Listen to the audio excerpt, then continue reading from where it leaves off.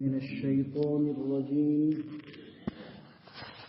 بسم الله الرحمن الرحيم. وإذا قيل لهم آمنوا كما آمن الناس قالوا أنؤمن كما آمن السفهاء ألا إنهم هم السفهاء ولكن لا يعلمون. وإذا لقوا الذين آمنوا قالوا آمنا وإذا خلوا إلى شياطينهم قالوا إنا معكم إنما نحن مستهزئون.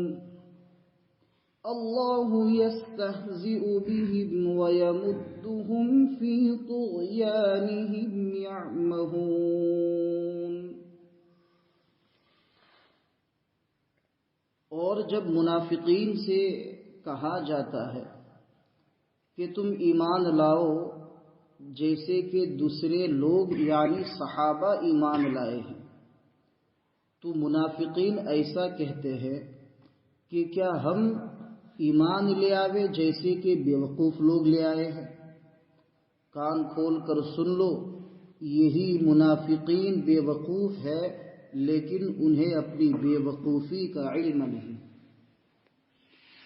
اور جب وہ ایمان والوں سے ملتے ہیں تو ایسا کہتے ہیں کہ ہم تو ایمان والے ہیں، اور جب وہ اپنے شیاطین اپنے گروؤں سے ملتے ہیں تو کہتے ہیں کہ ہم تو تمہارے ساتھ ہیں، یعنی تمہارے مذہب میں ہیں. ہم تو ان کے ساتھ مذاق کر رہے تھے، یعنی ان کے ساتھ ٹھٹھا کر رہے تھے. اللہ ان کے ساتھ ٹھٹھا کرے گا. وَيَمُدُّهُمْ، اور ان کو لا کھینچے گا ان کی سرکشی میں جس میں وہ سرگرداں اور مارے مارے پھریں گے.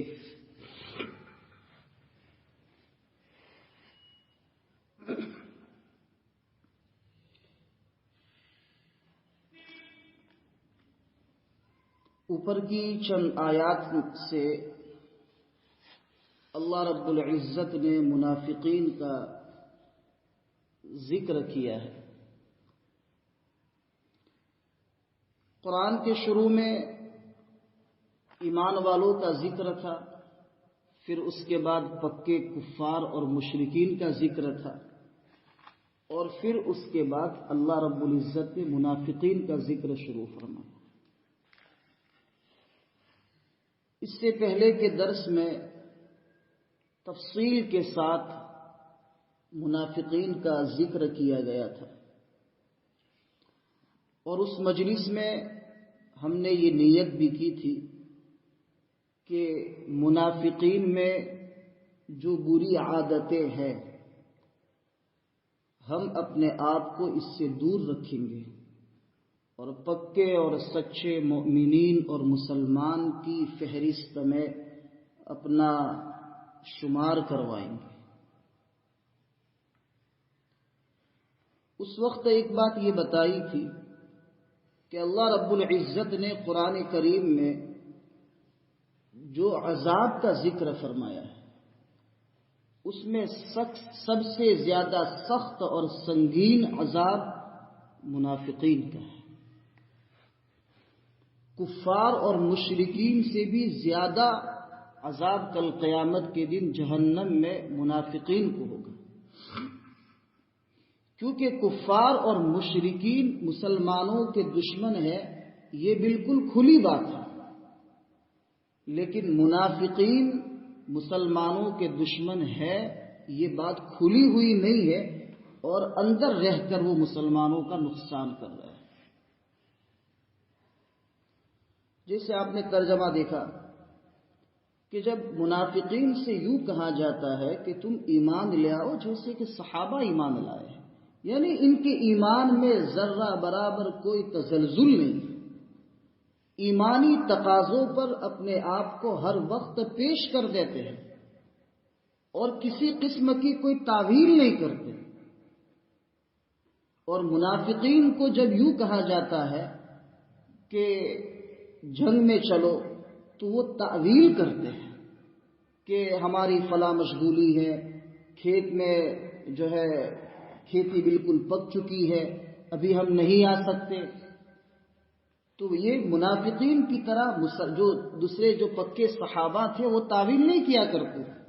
غزوہ تبوک کے موقع پر جب عمومی طور پر تشکیل ہوئی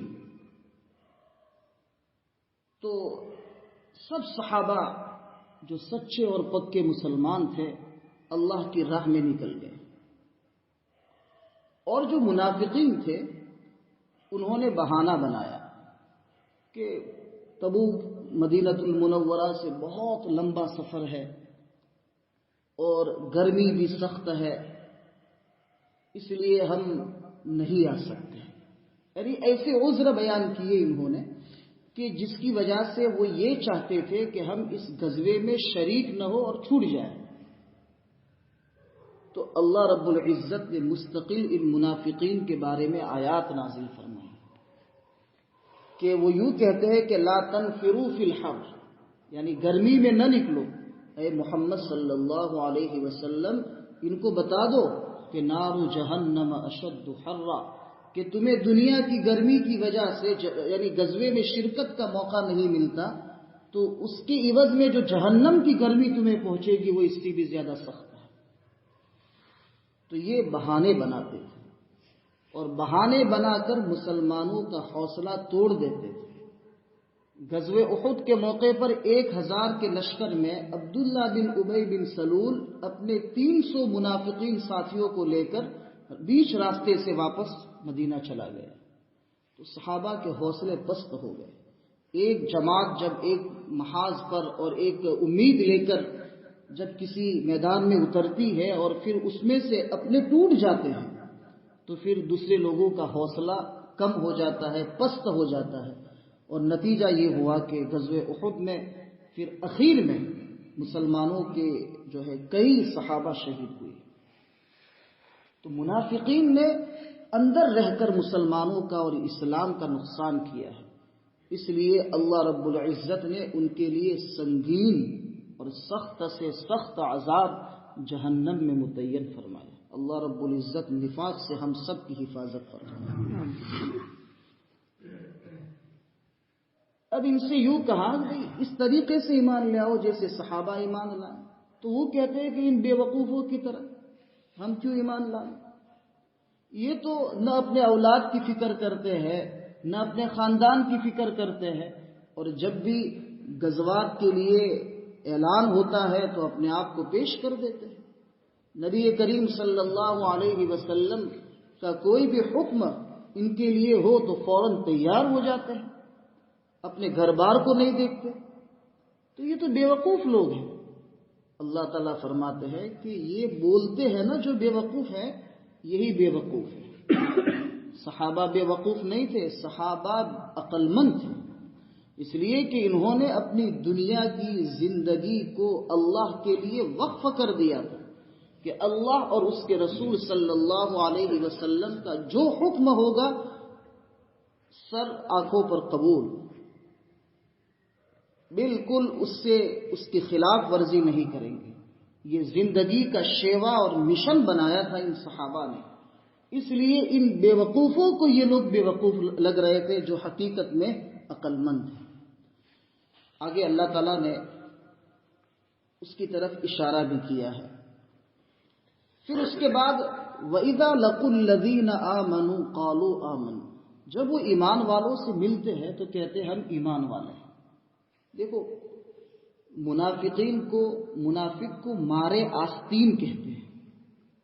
مار کے معنی سانپ، مارے آستین، آستین کا سانپ. ایک سانپ تو بالکل سامنے ہے تو آپ اپنے آپ کو بچا بھی سکتے ہیں یا پھر اس کو مار بھی سکتے ہیں. لیکن ایک آستین میں سانپ گھس گیا ہے، آپ اپنے آپ کو بچا بھی نہیں سکتے اور اس کو مار بھی نہیں سکتے. اس لیے منافقین مسلمانوں کے ساتھ رہتے تھے اور مسلمانوں کا نقصان بھی کرتے تھے۔ جب ایمان والوں سے ملتے تھے تو کہتے تھے ہم تو ایمان والے ہیں، اور جب ان کے گرو گھنٹالوں سے ملتے تھے تو کہتے ہم تو تمہارے مذہب پر۔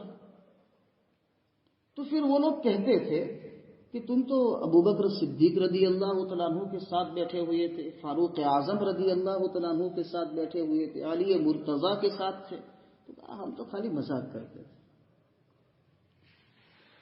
اس سلسلے میں علامہ بغوی رحمۃ اللہ علیہ بہت بڑے مفسر ہیں، علامہ بغوی رحمۃ اللہ علیہ نے لکھا ہے کہ 5 بڑے منافقین تھے۔ ایک ہے کعب ابن اشرف جو یہودی تھا اور مدینۃ المنورہ میں رہتا تھا۔ دوسرا ہے ابو بردہ جو قبیلہ بنو اسلم میں تھا۔ تیسرا ہے عبد الدار جو قبیلہ جہینہ میں تھا۔ چوتھا نام ہے عوف ابن عامر جو قبیلہ بنو اسد میں تھا، اور 5واں ہے عبداللہ ابن سودا جو ملک شام میں تھا۔ یہ ہیڈ تھے سب منافقین کے اپنے اپنے قبیلوں کے، اور نبی کریم صلی اللہ علیہ وسلم کے زمانے میں مدینۃ المنورہ میں بھی منافقین تھے، اور مدینے کے آس پاس کی جو بستیاں تھیں وہاں بھی منافقین تھے، اور دوسرے لوگ جو مدینے میں آتے تھے تو یہ لوگ ان کو پھسلا کے واپس بھیج دیتے تھے، یعنی ان کی ذہن سازی اس طریقے سے کرتے تھے کہ ان کے دلوں میں اسلام سے نفرت پیدا ہو جائے۔ اگر مدینۃ المنورہ میں منافقین کا ماحول نہ ہوتا تو بعض علماء نے لکھا ہے کہ پوری دنیا میں اسلام ہوتا۔ منافقین نے اتنا سنگین نقصان کیا ہے اسلام کا اور مسلمانوں کو، لیکن اللہ رب العزت کی ذات حکیم ہے، اور اللہ کی ذات حکیم ہے تو اس کا ہر فعل حکمت سے خالی نہیں۔ اللہ کی کیا حکمت اور کیا مصلحت ہے کہ اللہ نے اس قسم کے منافقین کو پیدا کر کے اسلام کا تناور جو درخت پوری دنیا میں پھیلنا چاہیے تھا اللہ نے اس کو سمیٹ لیا۔ اس میں اللہ کی کوئی مرضی ہوگی، اللہ کی حکمت کے بارے میں ہم کوئی بات نہیں کر سکتے۔ تو یہ کعب ابن اشرف، ابو بردہ، عبد الدار، عوف ابن عامر، عبداللہ ابن سودا، اور مدینے میں ایک اور تھا عبداللہ بن ابی بن سلول، یہ سب ہیڈ تھے، اور ان کے انڈر میں منافقین کی جماعتیں ہوا کرتی تھی جو یہی مشورہ کرتی تھی کہ مسلمانوں کا، صحابہ کا، نبی کریم صلی اللہ علیہ وسلم کا حوصلہ کیسے توڑا جائے، ان کو نقصان کیسے پہنچایا جائے، ہر وقت یہی سوچتے تھے۔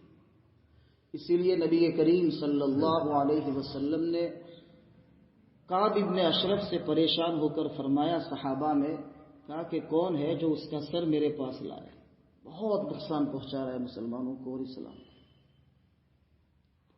تو جب آپ صلی اللہ علیہ وسلم نے جب یہ کہہ دیا کہ کون ہے جو اس کا سر میرے پاس لائے اور میں اس کو جنت کی بشارت دوں، تو پھر تو صحابہ تھے، جنت کی بشارت جب مل جاوے تو پھر پیچھے رہنے والے تو تھے نہیں، ہمارے جیسے تو تھے نہیں وہ۔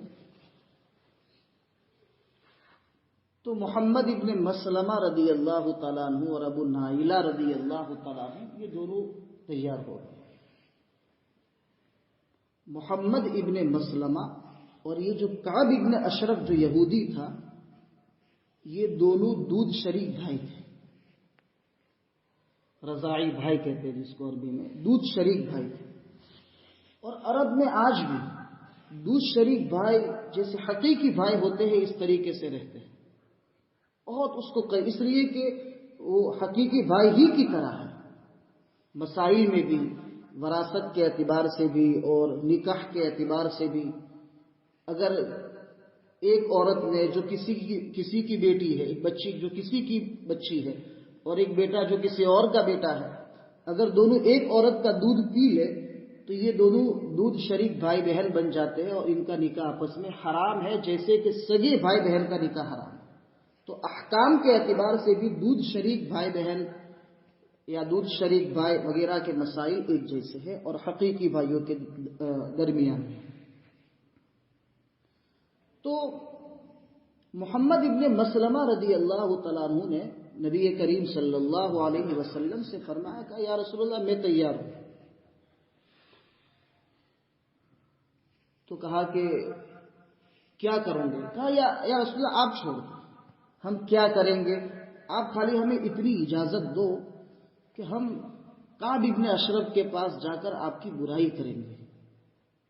نبی کریم صلی اللہ علیہ وسلم لیکن یا رسول اللہ ہمارے دل میں صرف آپ کی محبت ہے، ہم آپ کے دشمن نہیں ہیں بلکہ آپ کے شیدائی اور آپ سے محبت کرنے والے اور آپ کے عاشق ہیں، لیکن آپ ہمیں اجازت دیجیے کہ ہم تھوڑی آپ کی برائی کریں گے، اور ہمارا مقصد یہ ہے کہ اس کو پھانسیں، یعنی اس کو اپنے فندے میں لائیں تاکہ اس کو یہ اعتماد ہو کہ یہ بھی محمد صلی اللہ علیہ وسلم کے دشمن ہے اور میرے بھائی ہے، میری مدد کے لیے آئے ہیں، تو اس کو تھوڑا ہم پر اعتماد بیٹھ جائے۔ تو علماء نے لکھا ہے کہ ایسا اگر ہو اور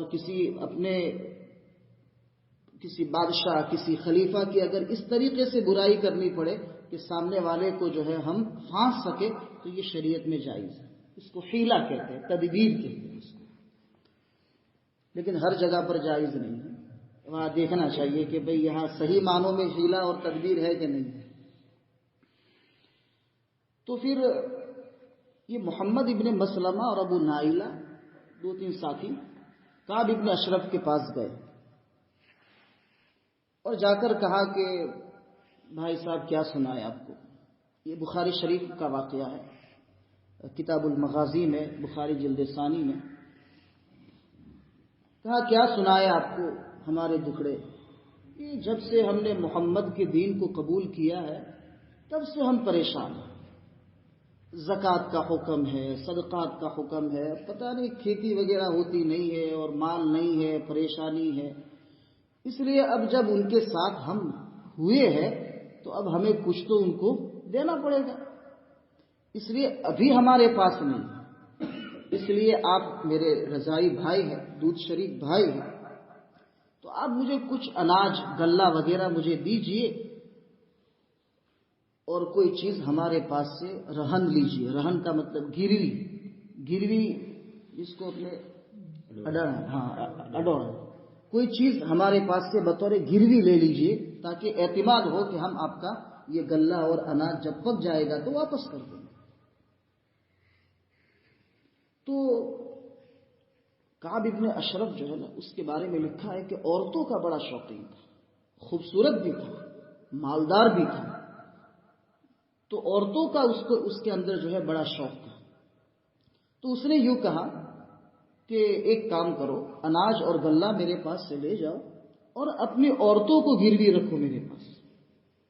تو محمد ابن مسلمہ رضی اللہ تعالیٰ عنہ نے فرمایا، کہا کہ دیکھیے بھائی، آپ کا اگر یہ کہنا ہے کہ ہم اپنی عورتوں کو آپ کے پاس رہن پر رکھے اور گروی رکھے تو آپ کی یہ بات بھی ہمیں منظور ہے، لیکن مسئلہ یہ ہے کہ کل ہماری ان عورتوں سے اولاد ہوگی تو لوگ یوں کہیں گے کہ تم اس عورت کے بیٹے ہو جس کو کعب ابن اشرف کے پاس گروی رکھا گیا، تو ہماری اولاد کی طرف انگلیاں اٹھائی جائے گی، اس لیے آپ ہم سے یہ درخواست نہ کریں کہ ہم اپنی عورتوں کو آپ کے پاس گروی رکھیں۔ ایک کام کرتے ہیں، ہم جو ہے آپ کے پاس تلوار ہے، ہتھیار وغیرہ جو ہے وہ آپ کے پاس رہن کے طور پر رکھتے ہیں۔ تو اس نے کہا بہت اچھی بات ہے، آپ ہتھیار وغیرہ رکھو میرے پاس رہن۔ تو پھر غلہ لیا اور جو ہتھیار تلوار وغیرہ جو تھی، جتنے بھی تھے ہتھیار، وہ انہوں نے رہن کے طور پر یعنی گروی کعب ابن اشرف کے پاس رکھ دی۔ پھر اس کے بعد جب غلہ وغیرہ واپس کر دیا تو یہ رات کے وقت پہنچے، جب سناٹا تھا مدینے میں، تو اس وقت تک کعب ابن اشرف کا نکاح ہوا تھا۔ اسی دن نکاح تو وہ تو کرتے ہی رہتے تھے، اور اس کعب ابن اشرف کی جو بیوی تھی وہ کاہنہ تھی، کاہینہ سمجھتے ہیں؟ یعنی وہ ہاتھ وغیرہ دیکھ کر جو کس مستقبل اور آنے والا فیوچر بتاتے ہیں، اور دوسری ہے کہ ان کو جو ہے ستاروں کے ذریعے سے وہ پیشین گوئیاں کرتے ہیں. تو یہ کاہینہ تھا. تو رات کا سناٹا تھا. اب یہ ساتھی اناج وغیرہ لے کر پہنچے کہ کہاں واپس کریں اور اپنے ہتھیار جو ہے وہ لے لیں، تاکہ رات کا وقت ہے تو ہتھیار لیں گے، اپنے پاس تو ہتھیار ہی ہتھیار ہے، اور وہ جناب آئیں گے. تو رات کے وقت جب پہنچے تو دروازہ کھٹکھٹایا کعب ابن اشرف کا. تو کعب ابن اشرف نے اندر سے کہا کہ کون؟ تو کہا کہ آپ کا دودھ شریک بھائی محمد ابن مسلمہ ہوں، اناج اور غلہ لے کر آیا ہوں تاکہ آپ کا قرضہ چکا دوں اور اپنا جو گروی میں رکھے ہوئے جو ہتھیار ہے اس کو واپس لے لوں. تو اس کی بیوی نے اس کو پکڑ لیا گھر میں. تو کہا کہ کیا کرتی ہوں، مجھے چھوڑ دو تاکہ میں اپنا غلہ لے لوں اور ان کا رہن جو ہے، ان کا گروی رکھا ہوا جو مال ہے ہتھیار کی شکل میں، ان کو لوٹا دوں. تو کعب ابن اشرف کی بیوی نے کہا کہ مجھے تمہارے جسم سے خون کی بو آ رہی ہے، تم باہر نہ جاؤ. تو کعب ابن اشرف نے کہا نہیں، یہ میرا رضائی بھائی ہے، ایسی کوئی بات ہے نہیں، کوئی میرے دشمن تو ہے نہیں، اور وہ وہی لوگ ہیں جو محمد سے پریشان ہیں اور بیچارے میری پناہ میں اور میری مدد کے لیے آئے تھے. اب وہ لوٹانا چاہتے اس لیے چھوڑ دو، اپنے ہی لوگ ہیں اور میرا رضائی بھائی ہی تو ہے. تو غلہ لوٹایا، اور پھر غلہ جب لوٹایا تو یہ جو 2-3 صحابہ جو تھے محمد ابن مسلمہ اور ابو نائلہ، وہ تھوڑے پیچھے ہٹ گئے، پیچھے کی طرف چلے گئے تاکہ وہ گروی رکھا ہوا جو سامان ہتھیار کی شکل میں ہے وہ جب لے کے آ گئے تو تھوڑے دور آ گئے، تو گھر سے تھوڑا فاصلہ ہو جائے. اور جیسے ہی وہ ہتھیار لے کے آئے وآخر دعوانا بالحمدللہ، ان کو ختم کر دیا. تو پھر نبی کریم صلی اللہ علیہ وسلم کی خدمت میں پہنچے، کہا یا رسول اللہ، آپ نے جو کہا تھا ہم نے کعب ابن اشرف کا کام مکمل کر دیا ہے. تو نبی کریم صلی اللہ علیہ وسلم نے ان کو جنت کی بشارت دی. تو یہ اتنے مسلمانوں کو اور اسلام کو نقصان پہنچانے والے لوگ تھے کہ نبی کریم صلی اللہ علیہ وسلم جو رحمت للعالمین ہے، ان کو بھی یہ ہوا کہ ایسے لوگوں کو دھرتی پر رہنے کا حق نہیں. کتنے نالائق ہوں گے یہ لوگ. تو یہ منافقین نے دراصل مسلمانوں کا اور اسلام کا بہت نقصان پہنچا. دیمک کی طرح، اندھے کی طرح یہ لوگ جو ہے اسلام کو نقصان پہنچا رہے ہیں.